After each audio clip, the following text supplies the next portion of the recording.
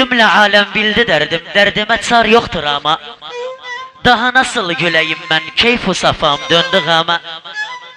Uzak düştüm öz yurdumdan, bana yabancı dediler. Her gece gamler kederler konak oldular odama. Çektim gurbet acısını, yaşadım yadılar içinde. Sanki zehir doldurdular şirin tatlı bal badama. Ne kadar mihnet çekersem, ne kadar acı görersem, yalvarmam sana ey felek, baş egerim hak ağama. Yapayalnız yaşıyorum dört duvarın ortasında. Havar edip seslenirsem kim kulak verir sadama. Ağla gönlüm gece gündüz hiç vazgeçme ağlamaktan. Çünkü gözler alıştılar katılsılar yaşlanama. Hazret Ali söylemiştir, mal para yurtur gurbette. Ama yoksul öz yurdunda benzer yabancı adama.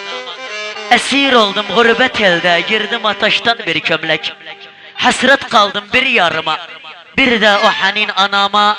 Kal'ali söyler dertliyim, dertler benim kaderimdir. Kal'ali söyler dertliyim, dertler benim kaderimdir. Çektikçe alım yazısın şükür eylerim Hudama.